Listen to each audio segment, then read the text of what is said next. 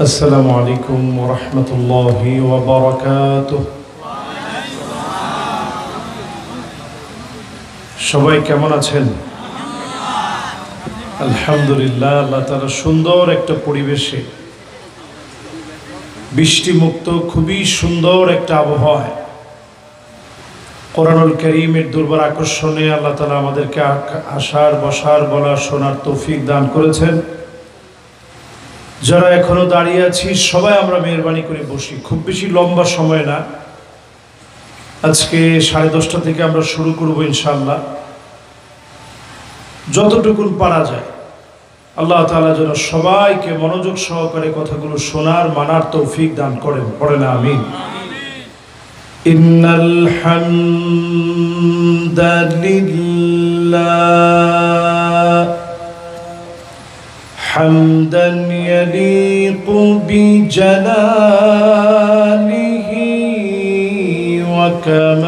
وكماله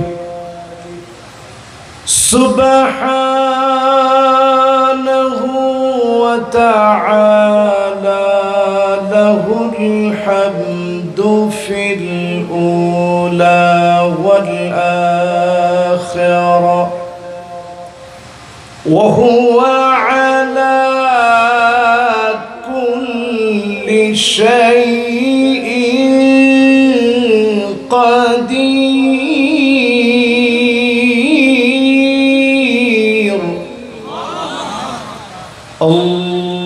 اللهم إنا نشهدك ونشهد ملائكتك وحملة عرشك وجميع خلقك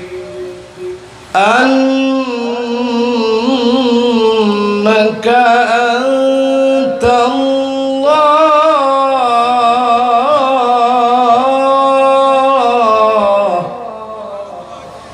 لا إله إلا أنت فهو الواحد الأحد الفرد الصمد الذي لم يلد ولم يولد ولم يكن له كفوا أحد. ونشهد أن سيدنا وسندنا وحبيب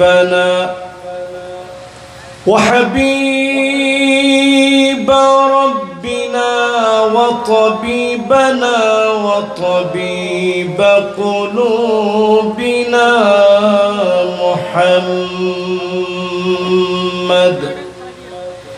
صلى الله عليه وعلى آله وأصحابه وبارك وسلم الذي أرسله بالحق بشيرا ونذيرا وداعيا إلى الله بإذنه وسراجا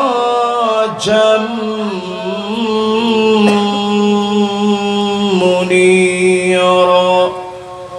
فقد قال الله تعالى في كلامه المجيد وفي فرقانه الحميد. সকলে পড়ি আউযু বিল্লাহি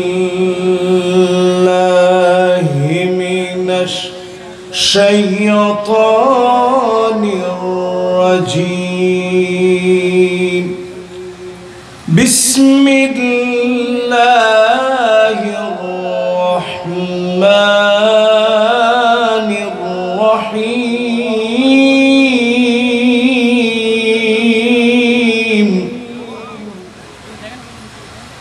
وأن احكم بينهم بما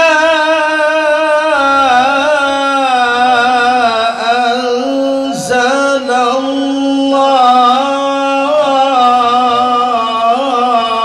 الله ولا تتبع أهواءهم واحذرهم أن يفتنوك عن بعض ما أنزل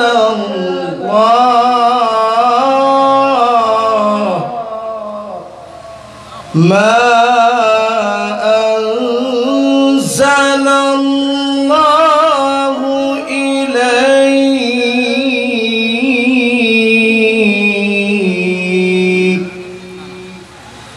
صدق الله العظيم وصدق رسوله النبي الكريم ونحن على ذلك لمن الشاهدين والشاكرين والحمد لله رب العالمين.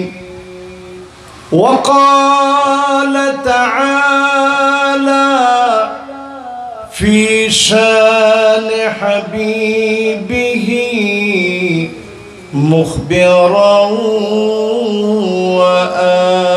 وآمرا إن الله وملائكته يصلون على النبي يا أيها الذين آمنوا صلوا عليه وسلموا تسليما. اللهم صل على محمد وعلى آل محمد كما صليت على إبراهيم وعلى آل إبراهيم إنك حميد مجيد. اللهم بارك على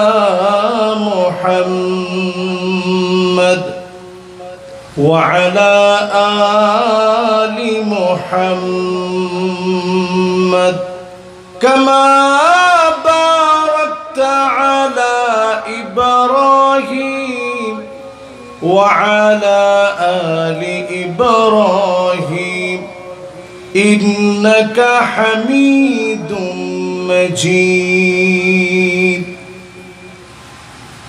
আজকের এই মুবারক মাহফিল পানির কল হিজবুল্লাহ যুব সংঘের উদ্যোগে আয়োজিত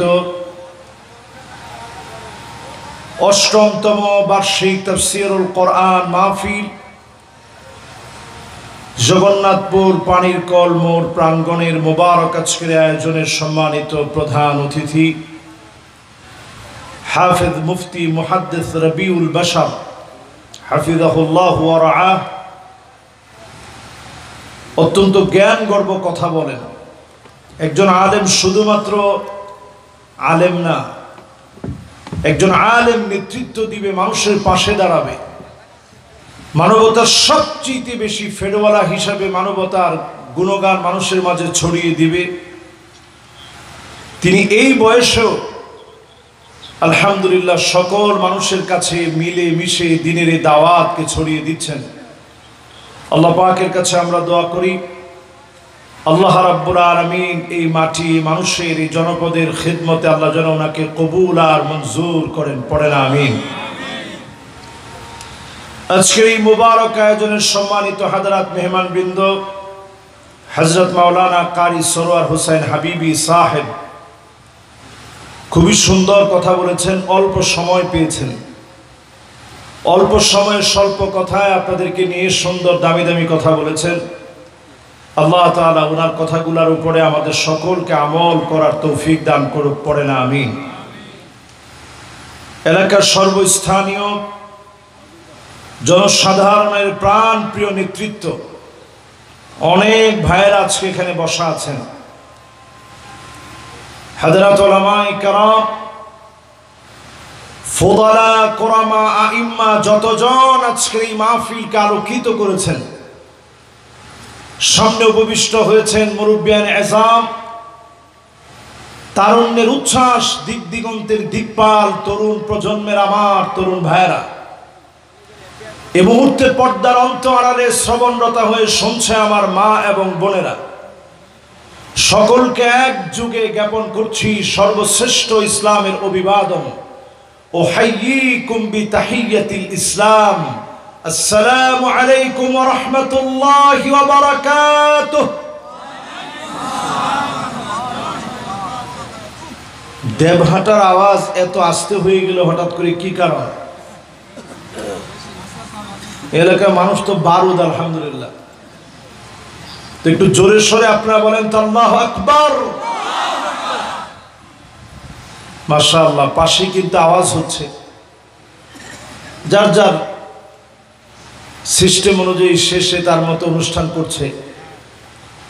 আমরা আমাদের আনুষ্ঠানিকতা থেকে মালিকের সকল ওজারে আদায় করি, যতটুকুন শক্তি আছে সবটুকুন শক্তি দিয়ে প্রশংসার আওয়াজ বড় করে দিলের সবটুকুন ভালোবাসা মিশ্রিত করে পড়ি আলহামদুলিল্লাহ। এরকম আজকে এমন ভাবে বলবেন মনে হবে জীবনের সবচেয়ে বেশি শক্তি দিয়ে আজকে প্রশংসা করছি। আল্লাহ তুমি সাক্ষী থেকো। এরকম একটা আওয়াজ নিয়ে মুষ্টি বন্ধ করে হিম্মত নিয়ে বলেন তো আলহামদুলিল্লাহ। যারা স্টেজে আসছে ওনারা বলছে তো সবাই, না না না, মুখ বন্ধের কোনো সিস্টেম নাই তো, এটা আপনারা দেখেন, এটা তো সব দিকে তো আমি দেখতে পারবো না। এবার আমরা সবাই মিলে বলি আলহামদুলিল্লাহ। হার্টে অসুস্থ হলে তখন আর চিল্লাতে পারবে না, এজন্য যতটুকুন আল্লাহকে ডাকার এখন ডাইকে নেন, ইনশাআল্লাহ আল্লাহ হার্ট ভালো রাখবে। বলেন আল্লাহু আকবার। এবার আরেকটা ডাক দিব মন থেকে মোহাব্বত নিয়ে, বলেন আলহামদুলিল্লাহ। আপনারা জানেন আজকে বাংলাদেশের বিভিন্ন জায়গায় বৃষ্টি হচ্ছে, কিন্তু এই জায়গায় আল্লাহ বৃষ্টি দেন নাই। বৃষ্টি হলে মাহফিল করতে পারতেন। বৃষ্টি আবার দুই প্রকার, একটা মাতার, একটা আমতার। শিলা বৃষ্টি যদি হইতো আপনার মাহফিল তো যাইতোই, গাছে গাছে যে আমগুলো আছে এইগুলোও ক্ষতি হইতো, ঠিক না ভাই? এই জন্য আল্লাহ দেয় নাই। এই জন্য আল্লাহকে প্রশংসা পাওয়ার জন্য আজকে আমরা একটু জোরে সোরে বলতে পারবো না ইনশাআল্লাহ। বলেন তো আরেকটা বার আলহামদুলিল্লাহ। আউয়ালু মান ইউদআ ইলাল জান্নাল হামিদুন। আল্লাহর জান্নাতের ভিতরে প্রথম কাতারের জন্য মালিক সেদিন ডাকবেন। কোটি কোটি মানুষের ভিতরে প্রথম কাতারে মালিক দাঁড় করে দিবেন। কারা প্রথম কাতারে দাঁড়াবে? আল হামিদুন, প্রশংসা যারা করেছে, ডেকে ডেকে প্রথম কাতারে দাঁড় করায় যিনি খুশি বানায় দিবেন তিনি কে? তাহলে প্রশংসা করতে কি রাজি আছেন?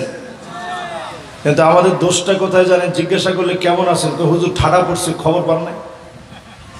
কেমন আছেন, কো হুজুর নাক কাটা গেছে। কেমন আছেন হুজুর? কেমন আর থাকবো, ইজ্জত সম্মান সব শেষ, আমার কপাল পুড়ে গেছে। হুজুর আল্লাহ তো আর কাউরে দেখে না, খালি দেখে আমারে। এটা একটা কুফুরি কথা। জোরে কোন, কি কথা? জিন্দিগিতে আজকে থেকে এই কথাটা আর বলবেন না। অসুস্থ মানুষটার দিকে তাকাবেন আর চিন্তা করবেন আল্লাহ আপনারে কত কিছু দিস। আজাবান লি আমরিল মুমিন ইন্না আমরাহু কুল্লাহু খায়র। মুমিনদের বিষয় বড় আশ্চর্যজনক। মুমিন বিপদে পড়ে যাবে, মুসিবতের মধ্যে পড়ে যাবে, শরীরের ভিতরে রিমান্ডে নিয়ে কাটা ফুটায় দিবে। শব্দটা উচ্চারণ করা মাত্র গুনাহগুলো মাফ করে দিয়ে, যিনি গুনাহ খাতা মুছে দিয়ে জান্নাতের দরজা বুলন্দ বানায় দিবেন, তিনি কে? এই জন্য জীবনে যারা প্রশংসাকারী হবে, ফিসসাররাই ওয়াদ-দাররা, সুখে দুঃখে কষ্টে আনন্দে যারা প্রশংসা করবে, ডেকে ডেকে জান্নাতের প্রথম কাতারে যিনি দাঁড় করায় দিবেন, তিনি কে? তাহলে সুখে দুঃখে প্রশংসা কার? কষ্টের সময় কার? আনন্দের সময় কার? পারবেন তো ইনশাআল্লাহ? এবার আসুন এই মাহফিল থেকে জান্নাতে যাওয়ার মতো, প্রথম কাতারে থাকার মতো আওয়াজ নিয়ে বড় কণ্ঠে আরেকটা বার পড়ি আলহামদুলিল্লাহ। মাশাআল্লাহ, এখন আওয়াজটা আগের চেয়ে বড় হয়েছে না? মোটামুটি আগের চেয়ে সুন্দর এবং বড় হয়েছে, ঘুষালো হয়েছে। এবার আসেন নবীজির নামে একটাবার দরুদ শরীফ পড়ি, সবাই মিলে দিলের টানে মহাব্বতে পড়েন মুহাম্মাদুর রাসূলুল্লাহ সাল্লাল্লাহু আলাইহি ওয়াসাল্লাম। সবাই পড়ছেন? আলহামদুলিল্লাহ। এবার আসুন আমরা যে আয়াতে কারিমা তেলাওয়াত করেছি, যেহেতু তাফসীরুল কোরআন মাহফিল, সূরা মায়দা থেকে 49 এবং 50 নং আয়াতে কারিমা আমি তেলাওয়াত করেছি। আমি যখন ঠিক আসছিলাম, আমার ভাইয়েরা খানা খাচ্ছিলেন, 2-3 জন ভাই আমাকে বললেন যে হুজুর সুদের ব্যাপারে একটু আলোচনা করেন। আমার ঠিক ঠিক তো দুইজনে বললেন। সবাই মিলে একটু বলেন তো, সুদের ব্যাপারে আলোচনা করলে আপনারা থাকতে পারবেন তো? কিরাম করে থাকবেন? রাখেন, সুদের আলোচনাটাকে আমি একটু বের করে নিই। মাশাআল্লাহ, ও মহাদুর সুদের আলোচনা করে গেছে, কিরাম হলো কোন দিনে? আচ্ছা ঠিক আছে, তাইলে আমি শেষে শুধু সুদের, সুদ খাইলে 10টা আযাব ডাইরেক্ট আসবে। ডাইরেক্ট কয়টা আযাব আসবে? হুজুর এটা করছে আলোচনা? আচ্ছা, তাহলে এটা নিয়ে আমি একটু কথা বলবো না, তাহলে পরে বলি, যেহেতু সুদের আলোচনাটা টাটকা মাত্র শেষ হয়েছে। এখনই আবার সুদের আলোচনা ধরলে অনেকে যে ওনার মতো চলে যাবে, ভাই করে যাচ্ছেন, আসতেছে উনি তো। কারো কিন্তু আজকে ছুটি নেই, যেহেতু গরমের ভিতরে আপনারা কষ্ট করে মাহফিলে বসছেন। আজকে আমরা ইনশাআল্লাহ কিছু কথা শুনে তবে ইনশাআল্লাহ বাড়ি যাব। রাজি আছেন ইনশাআল্লাহ? 50% শুনে কারা কারা চলে যাবেন হাত তুলে দেখান। এই জন্য আবার কিছুদিন পরে এই যে 50% কর সাথে সাথে আপনার হাত তুলে ফেলে দিয়েছেন। এবার দেখতে চাই এই মাহফিলে যারা বসছেন 50% বুঝি না, 60 বুঝি না, 70 বুঝি না, 80% পর্যন্ত শুনে কারা কারা চলে যাব হাত উঠায় দেখায়। এখনো হাত তুলছেন, তার মানে হুজুর এই দলের সাথেও আমরা আছি, এই দলের সাথেও আমরা আছি। আজকে থেকে আমরা একটু সোজা হয়ে যাই ইনশাআল্লাহ। পড়েন এবার 100% কারা কারা শুনবেন একটু হাতগুলো উঠান তো দেখি।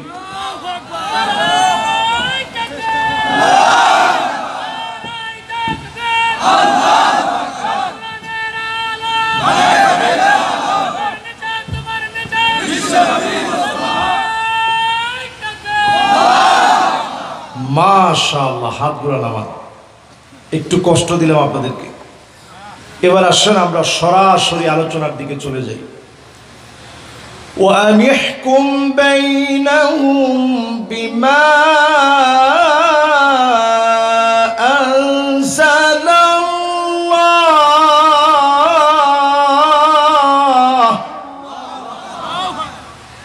ولا تتبع أهواءهم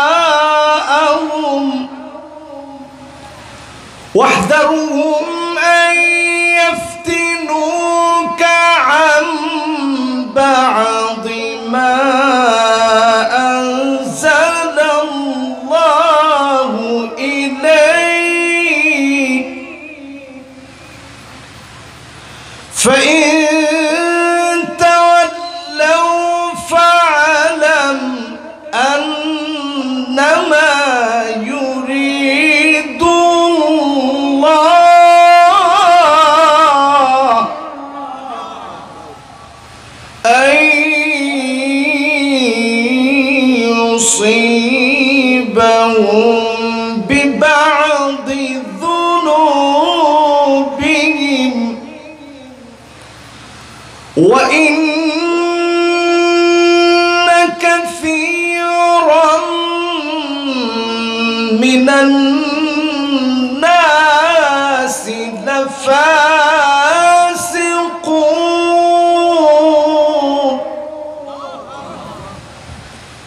وإن كثيرا من الناس لفاسقون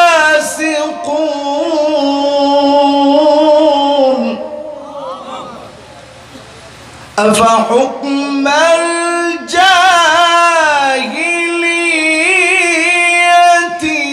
يبغون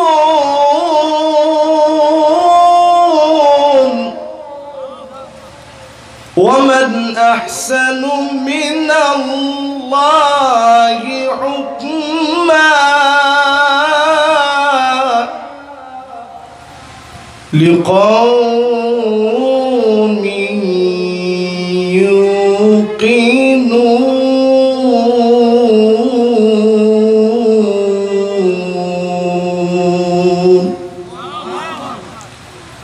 সকলে পড়েন সাদাকাল্লাহুল আযীম।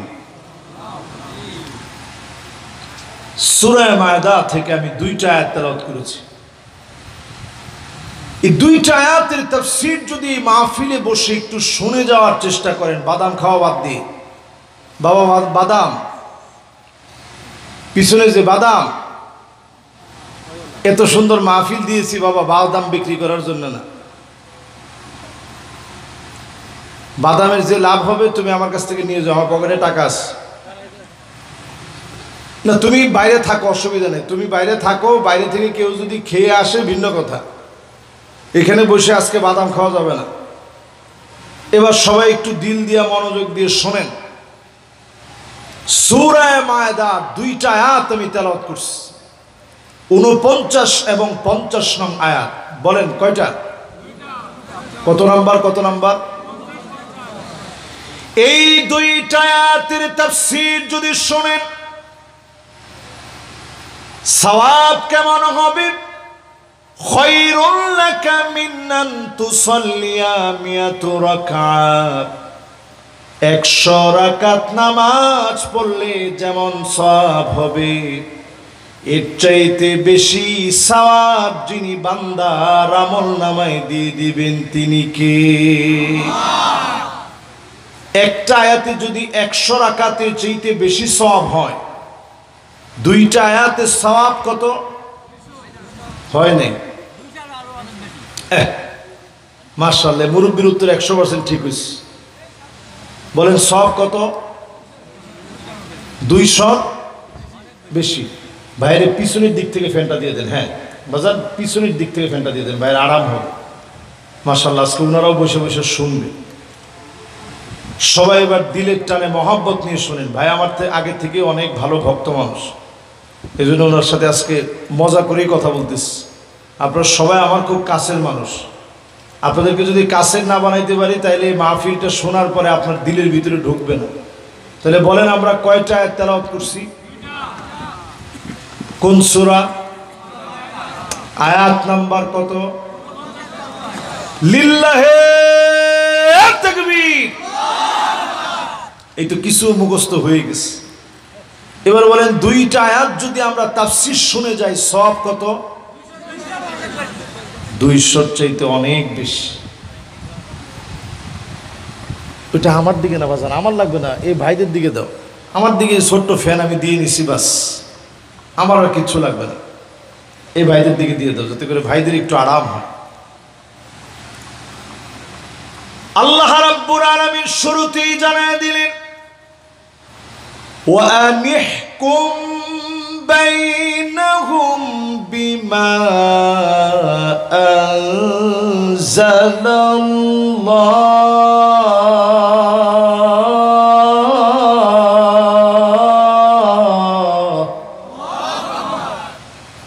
ও নবী, বিচার করা লাগবে কোরআন দিয়ে। আওয়াজ করে বলেন কি দ্বীপ? এখন বাংলাদেশ স্বাধীনতার 54 বছর পার করে ফেলছে।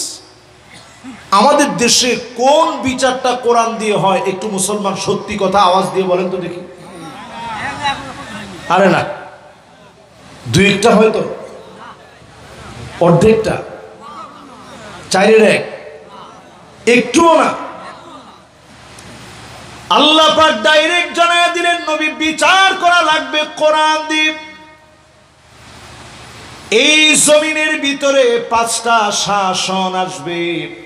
নবীর উম্মত 5 শাসনে জমিনের ভিতরে দেখবে। দুনিয়ার ভিতরে 5টা শাসন আসবে। 1 নাম্বার যে শাসন আসবে, আল্লাহর হাবিব বলে গেলেন ফিকুম আন-নাবুওয়া, তোমাদের ভিতরে নবুয়তের শাসন আসবে। আল্লাহ নবী শাসন করলেন, আপনি আমি কি দেখছি? জোরে বলেন দেখছেন? একদিন 2 দিন না, নবীজি দেখা গেলেন কেমন করে শাসন করা লাগে। আল্লাহ নবী হিজরত করে দেখা দিলেন কেমন করে হিজরত করা লাগে। জুলুম সহ্য করে দেখা দিলেন কেমন করে মাজলুম হলে আল্লাহকে ডাকা লাগে। ক্ষমতা পাওয়ার পরে বুঝায় দিলেন কেমন করে ক্ষমা করা লাগে। ঠিক কিনা বলেন?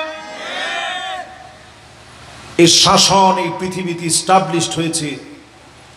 নবীজি এরপরেই বললেন সুম্মা তাকুনু ফীকুম খিলাফা আলা মিনহাজিন নবুওয়া, নবীজির পরে জমিনের বুকে খিলাফত কায়েম হয়ে যাবে। খলিফারা পৃথিবী শাসন করবে। আল্লাহ নবী বলে গেলেন 30 বছর শাসন করবে। আওয়াজ করে বলেন কত বছর?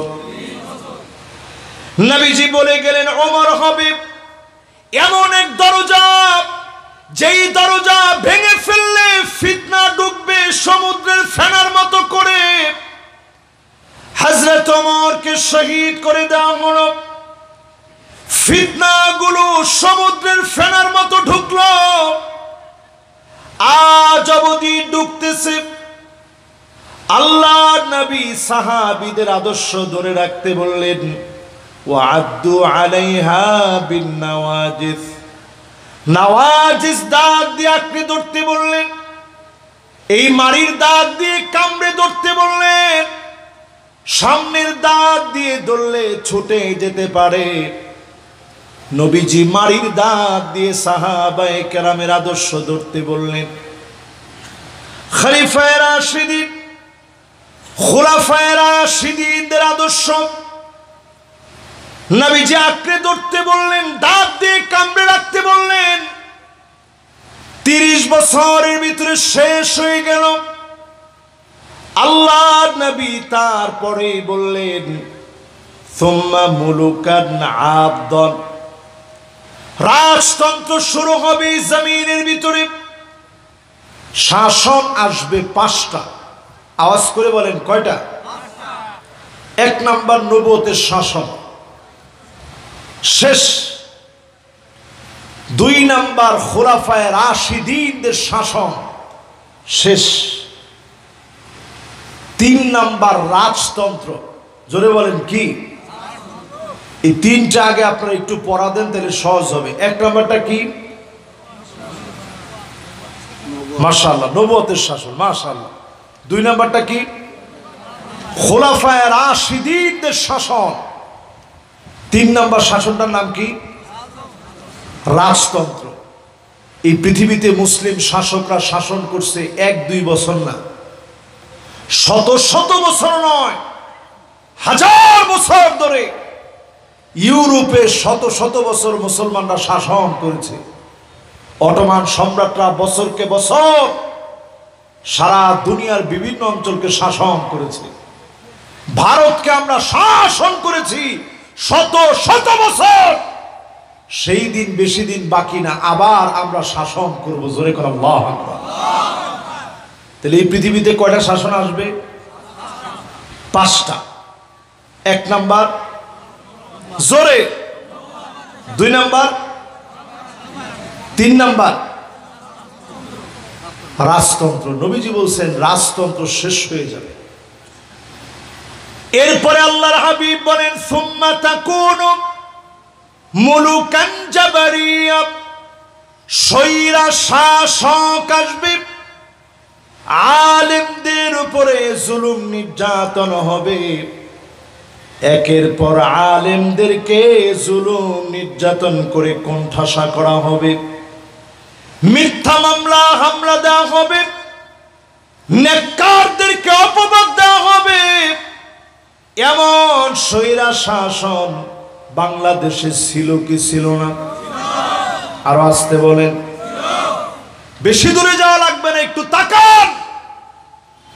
50 বছর যিনি কোরআনের তাফসীর করলেন আল্লামা দেলওয়ার হোসেন সাইদি রহমাতুল্লাহ আলাইহি, 13টা বছর জেল খাটার পরেও তিনি একটা বারের জন্য নথি স্বীকার করে নাই।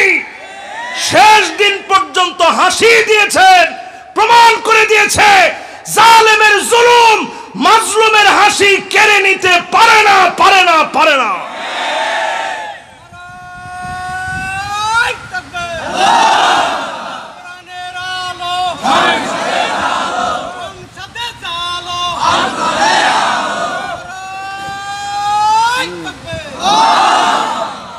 আমার কাছে আরেকজন মানুষের সেই সময়ের সাহস আমাকে খুবই অনুপ্রাণিত করেছে। সালাউদ্দিন কাদের চৌধুরী, আপনারা দেখছেন, উনিও একবারে হাসি মুখে, এবং তিনি দাঁড়িয়ে বলছেন আল্লামা সাইদিকে যারা ফাঁসির রায় দিতে পারে, আমার মতো সালাউদ্দিন কাদেরকে রায় দিতে তারা এক মুহূর্ত কার্পণ্য করবে না। আমি নির্দ্বিধায় চলে যেতে পারি, কারণ এরা জালেম, জালেমের কাছে আমরা মাথা নত করব না। ঠিক কিনা বলেন? এবার আমার সামনে যারা বসছেন, শাসন আসবে এই পৃথিবীতে কয়টা? 5টার 4র্থ নাম্বার শাসনের কার্যক্রম হবে এমন, নেককার মানুষকে তারা নির্বিচারে ফাঁসি দিবে, জুলুম করবে, অত্যাচার করবে, জেলের ভিতরে রাখবে। পুরা সাতক্ষীরার ভিতরে এমন অবস্থা হয়েছিল। দেবহাটায় তো আমরা আসতেই পারি নাই। ঠিক তো কয় না? ঠিক কি বলবেন বাড়িতে গিয়া? এখানে যারা বসছেন একটু হিসাব করেন, এই মাহফিল থেকে হয়তো এই কথাগুলো যদি আমি 1 বছর আগে বলতাম, বাড়ি যাওয়া সম্ভব হতো? সম্ভব হতো? কিন্তু আমি যে কথাগুলো বলতেছি, এই কথাগুলো কি রাজনৈতিক কথা না কোরআন হাদিসের কথা? এরপরে আল্লাহর হাবিব বলেন সুম্মা ইয়ারফাউহা আল্লাহ, সৈরা শাসকদেরকে টেনে উঠায় নিবে, ছিঁড়ে টুকরা টুকরা করে দেবে। যারা নিবন্ধন বাতিল করেছে, আজ স্লোগানে স্লোগানে তাদেরকে বাতিল করা হয়েছে। ঠিক কিনা বলে? কথা কি আমার সাথে আপনারা একমত? শুধু একমত না, একটু তাকায় দেখেন। রাসূল হাদিসের মধ্যে বলছে, সৈরা শাসকরা যখন থাকবে, সুম্মা ইয়ারফাউহা আল্লাহ, আল্লাহ এদেরকে টেনে উঠায় নেবেন। আল্লাহ যাদেরকে টেনে উঠায় নেবেন, সারা দুনিয়াতে তাদের বন্ধু খুঁজে পাওয়া যাবে না। এখন একটু হিসাব মিলিয়ে দেখেন, সব আছে কিন্তু তাদের বন্ধু নাই, সব আছে কিন্তু তাদের আপনজন নাই, সব আছে কিন্তু থাকার পরেও যেন কেউ নেই। এটাই প্রমাণ করে যিনি টেনে উঠাইছেন তিনি কে? আল্লাহ। এরপরে 5ম নাম্বার শাসন আসবে, সুম্মা তাকুনু ফীকুম খিলাফাতান আলা মিনহাজি নবুওয়াতি, আল্লাহর নবীর দেখানো পথ পন্থা অনুযায়ী আবার যিনি কোরআন সুন্নাহর বিচার দিয়ে দিবেন তিনি কে? একটু জোরে ডাক দেন, বলেন আল্লাহ। আরো জোরে বলেন আল্লাহ।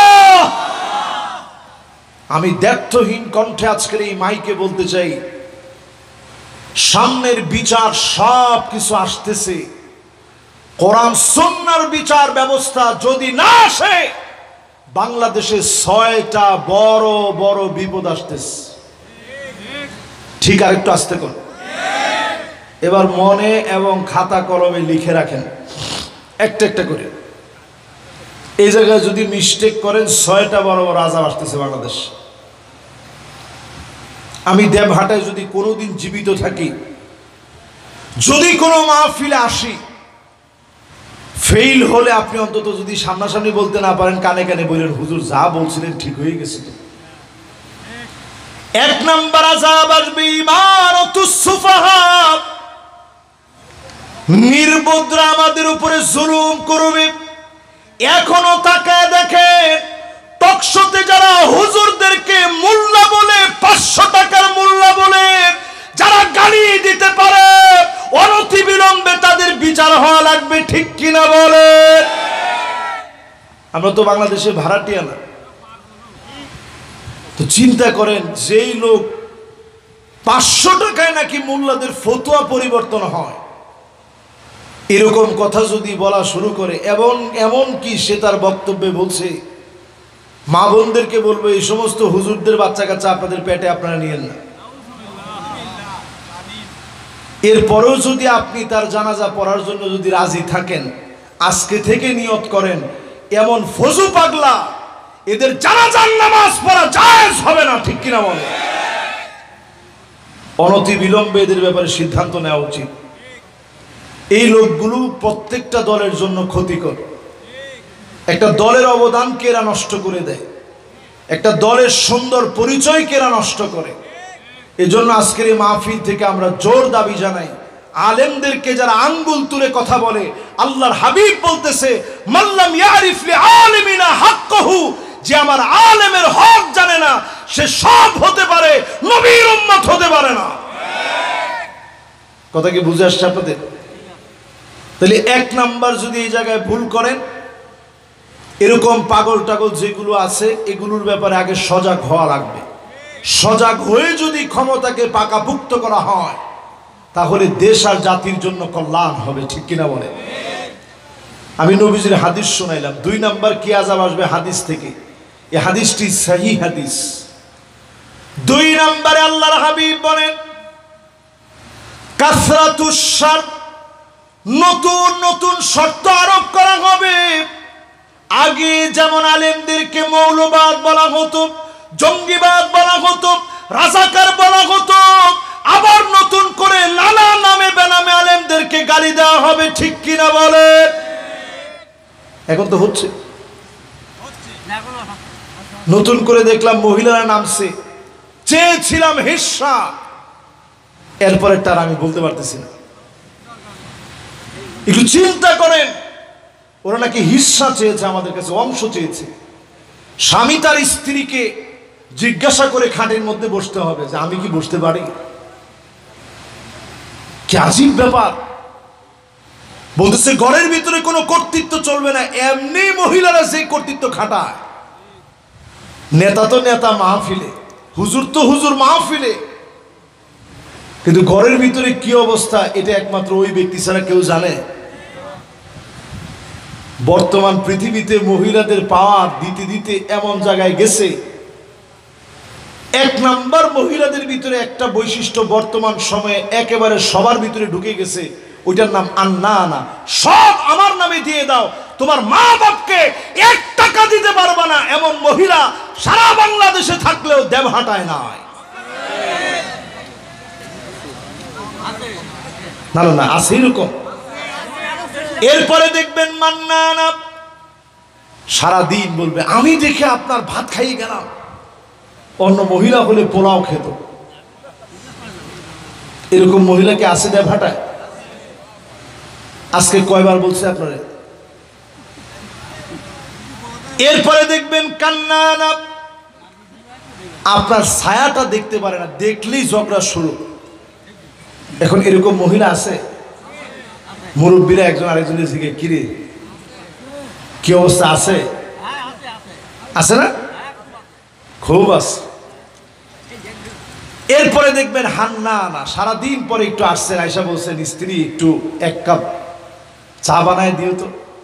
আরে বাপরে বাবা, আপনার শক্ত কম না, চা বানায় দিও।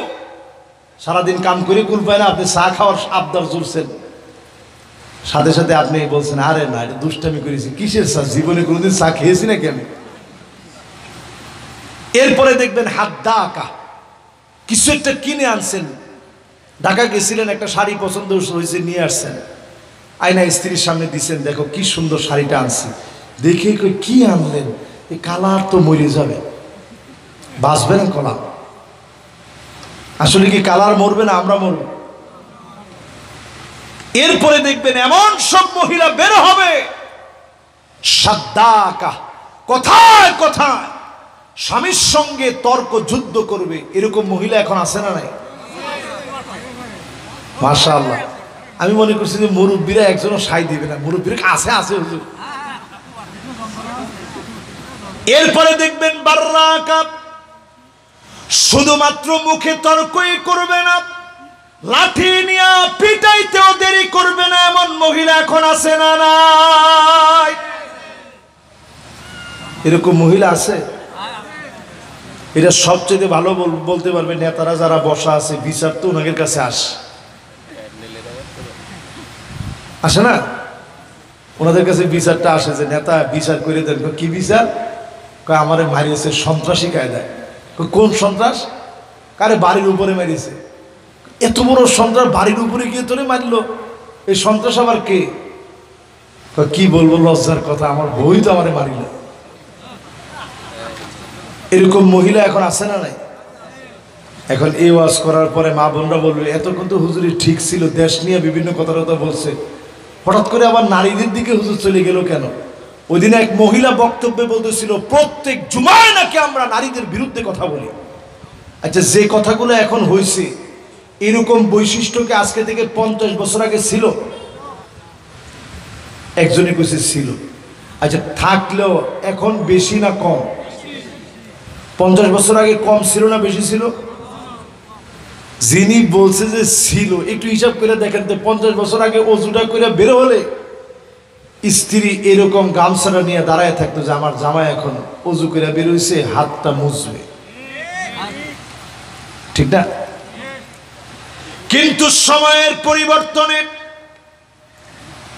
সময় কিন্তু আগের মতোই আছে, সময় পাল্টা যায় নাই। লা তাসুব্বুদ-দাহার ফাইন্নাদ-দাহার হুয়াল্লাহ। সময়কে গালি দিয়েন না, সময়কে যিনি নিয়ন্ত্রণ করেন তিনি কে? আমরা কিছু হইলে বলি হুজুর এখন সময় ভালো না। মানুষ ভালো হবে কিরাম করে হুজুর, সময়টা ভালো যাচ্ছে না। সময় ঠিক জায়গায় আছে, আমি আপনি ভালো জায়গায় নাই, ঠিক কিনা বলে? মেয়েদেরকে যদি আপনি ছোটবেলা থেকে দিন শিখান, ঢিলা ঢালা পোশাক পরান, ছোটবেলা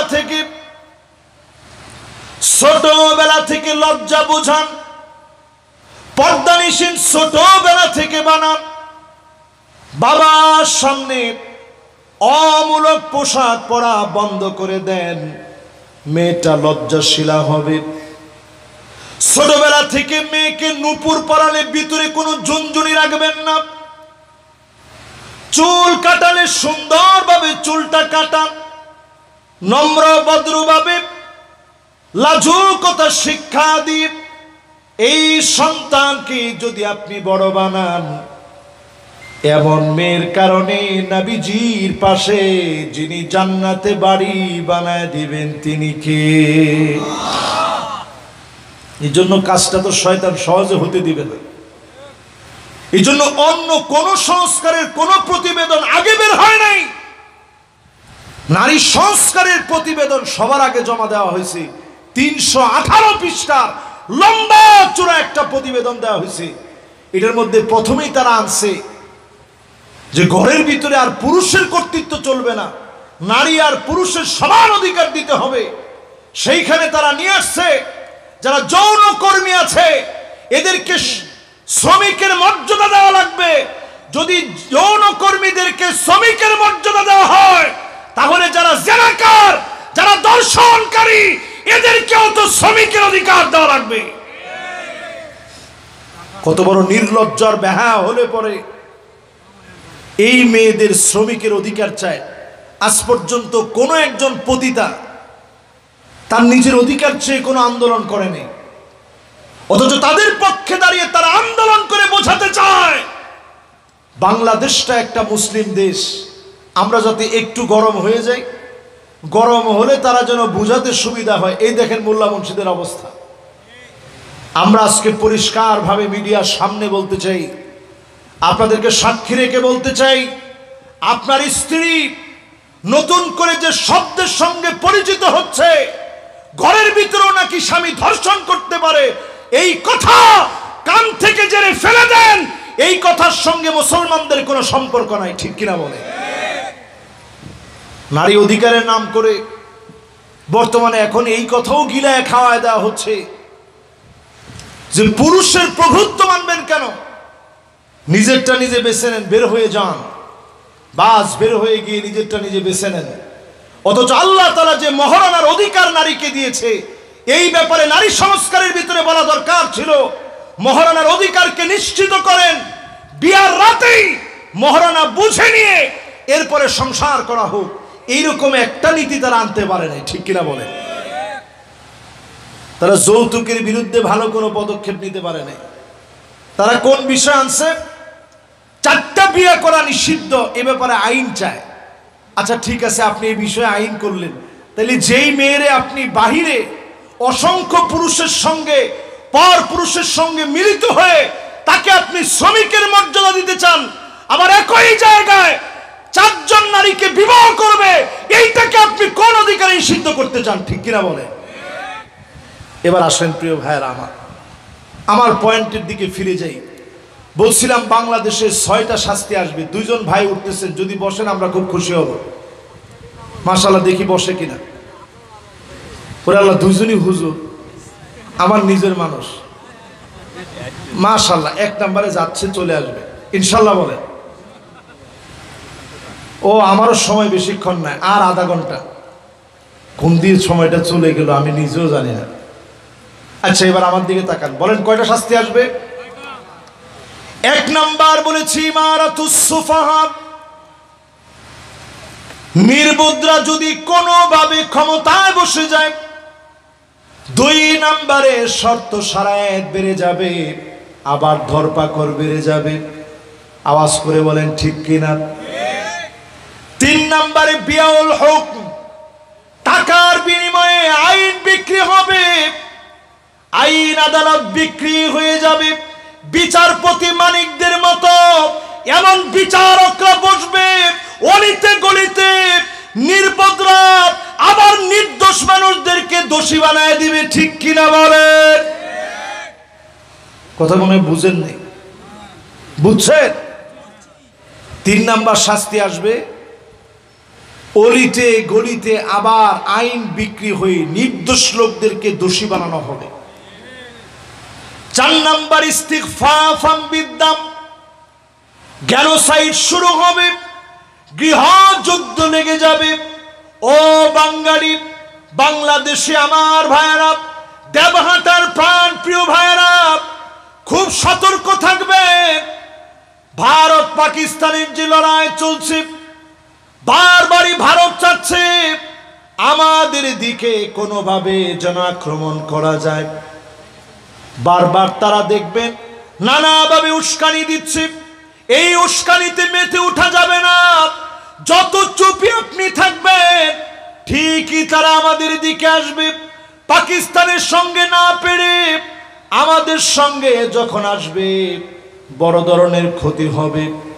ইস্তিগফাফাম বিদ্দাম, জেনোসাইড লাগায় দিবে, গড়ে গড়ে গৃহযুদ্ধ লাগায় দিবে। এই গৃহযুদ্ধ থেকে যদি বাঁচতে হয়, ঐক্যবদ্ধভাবে কোরআনের পক্ষে লড়া লাগবে, ঠিক কিনা বলে? আমি বুঝাইতে পারছি কিনা জানি না। রাসূলুল্লাহর হাদিস দিয়ে আপনাদের মনের ভিতরে একটু জায়গা করে নেওয়ার জন্য এই হাদিসটা বললাম। রাসূল বলতেছেন 4 নম্বরে ইস্তিগফাফাম বিদ্দাম, জেনোসাইড শুরু হয়ে যাবে, রক্তারক্তি শুরু হয়ে যাবে, মারামারি শুরু হয়ে যাবে। যারা 16টা বছর জুলুম করছে তারা নিজেরাও বক্তব্যে বলছে, যদি নির্বাচনে যদি জিততে না পারেন, একদিনের ভিতরে নাকি লাখ লাখ মারা যাবে। আচ্ছা বলেন, একদিন তো না, কয় মাস হয়েছে? কয় মাস? আমার কিন্তু হিসাব নিকাশ নাই। 9 মাস। 9 মাসে কি 1 লাখ লোক মরেছে? ওমা নানা বললে তো আপনার নামে মামলা হবে। জোরে কম। না না না, একটু দিল থেকে বলেন, 1 লাখ লোক মরছে? একটু হিসাব নিকাশ নিয়ে দেখেন, দেশটা শান্ত আছে, মাঝে মাঝে অশান্ত হয় ওদের বিভিন্ন কুমন্ত্রণার কারণে, ঠিক কিনা বলে? এটা গেল 4 নাম্বার। 5 নাম্বার শাস্তি কি? 5 নাম্বারে আল্লাহর হাবিব বলেন, এমন দেখবা কতিআতুর রাহিম, আত্মীয়তার সম্পর্ক ছিন্ন হয়ে যাবে। এখনই দেখবেন আপন 2 ভাই 2 দল করে, 2 দলের 2 জন। এমন অবস্থা হয়েছে, আপন ভাই থাকার পরও ওর কোনো মুক্তি হয় না। আর ভাইও বলছে ও এত জুলুম করেছে, ধরে নেন, ঠিক কিনা বলে? তাইলে 5 নাম্বারটাও মিস। এবার 6 নাম্বারে আসেন। মাশাআল্লাহ, 6 নাম্বার। কয় নাম্বার? 6 নাম্বারে আকাল্লুহুম ফিকহান, নির্বোধ লোকদেরকে ক্ষমতায় বসায় দিবে। অনেক জ্ঞানী মনে করে ক্ষমতায় বসায় দেবেন। একটু হিসাব করে দেখেন, যাদেরকে মাস্টার মাইন্ড বলা হলো, হায় রে হায়, কিছুদিন আগে যাদেরকে মাস্টার মাইন্ড বলে আমরা সবাই মাথার উপরে নিয়ে নাচছি, এই লোকগুলা এখন এমন এমন কথা বলতেছে, আমার তো মনে হয় বিগত 16 বছরে ফ্যাসিস্টরা মিলে যা বলেছে তারা এর চাইতে কম না বলে বরং বেশি বলার চেষ্টা করতেছে, ঠিক কিনা বলে? তা আপনাদের বাসা যদি এরকম তাদের সাথে মিলে যায়, পরে আবার ছেলে পেলে মাথার মধ্যে বোতল মারছে, পরে তো বিরাট কায় কেলেঙ্কারি শুরু হয়ে গেছে। এক্সরে করছে, সব কিছু করে টরে দেখছে, সিটি স্ক্যান করছে না, সিটি স্ক্যান করে টরে দেখছে। আমি আজকে পরিষ্কার ভাষায় বলি, বাংলাদেশ যদি আগামী কোন সময়ে ভুল করে ফেল করে, এদেশে জেনোসাইড হবে, গড়ে গড়ে লড়াই হবে। ওই লড়াই কোনোভাবে আপনি থামাতে পারবেন না, ঠিক কিনা বলেন? এই জন্য খুব হিসাব নিকাশ করে হুশ করে চলেন। বিপদ আমার যেমন আছে আপনারও এরকম আছে, খুব চিন্তা ভাবনা করেন। এই যে 6টা বিষয় বললাম, একটা বিষয় আমি আমার নিজের জবান থেকে বলি নাই, আল্লাহর হাবিবের পাক জবানের কথাগুলা বললাম। একটু মিলায় বলেন তো এই 6টা মিলে কিনা। এইবার আসেন প্রিয় ভাইরা আমার, বিচার করা লাগবে কি দ্বীপ? আওয়াজ করে বলেন কি দ্বীপ? দ্বিতীয় নম্বরে আল্লাহ জানায় দিলেন, ওয়ালা